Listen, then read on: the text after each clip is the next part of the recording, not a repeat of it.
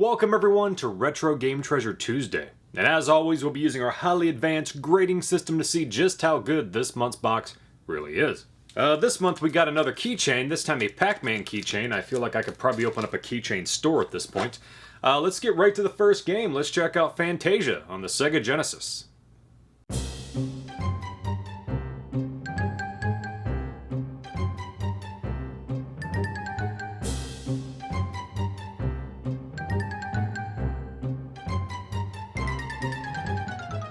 I've purposely avoided this game.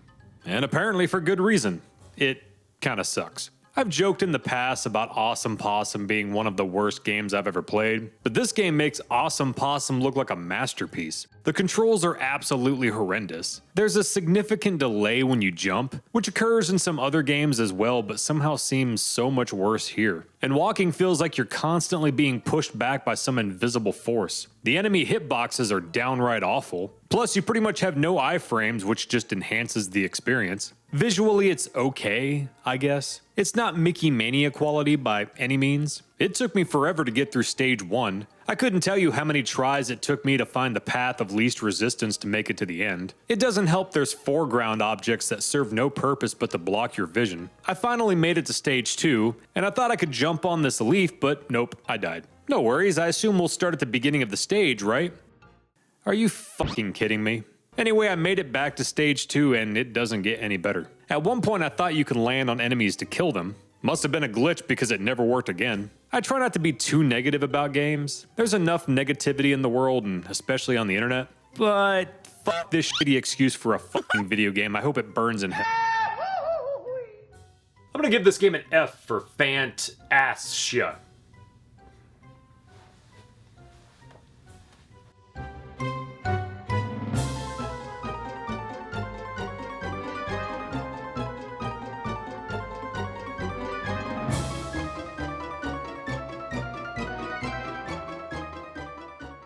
Next up, we got Cyberspin on the Super Nintendo.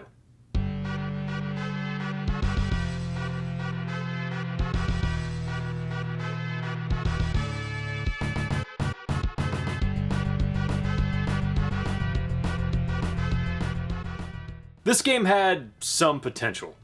As you can see, it's an overhead racing game. Well, I say racing game, but it's one of those stupid games where you have to qualify to start an actual race. I'm never a fan of this. Anyway, the controls aren't as bad as you would think. It took a little bit to get used to, but they work. I tend to have a hard time explaining controls, but essentially you don't have to continue holding left or right on turns. You pretty much maintain the direction of the button you pressed until you press another button to change the direction.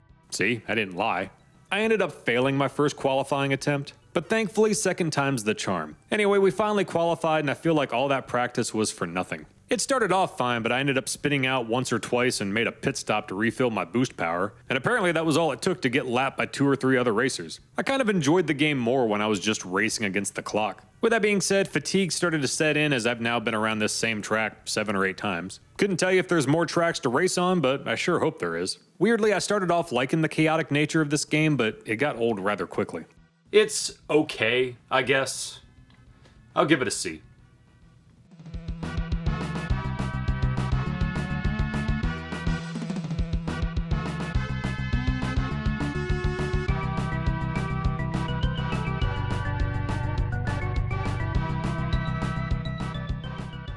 Last up, we got Twisted Edge Extreme Snowboarding on the N64.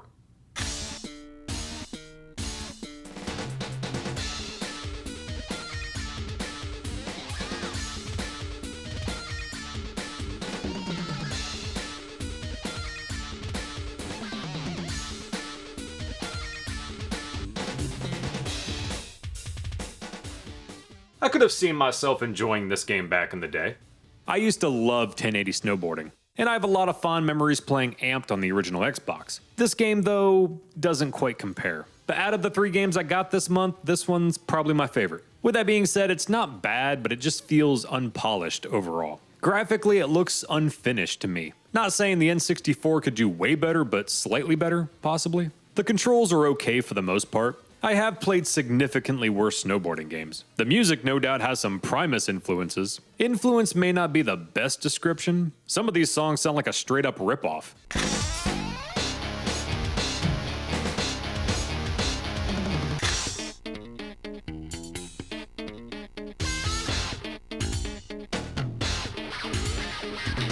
Anyway, I don't have a ton to say about this game. You can race against 3 other opponents. There's even a stunt competition, but I realized I didn't actually try that. And like other snowboarding games, there's also tricks you can do. Overall, like I said, this was no doubt my favorite game in this box. I would have no doubt played it back in the day.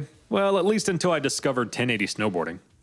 Yeah, it's not the best snowboarding game out there, but I'll give it a B.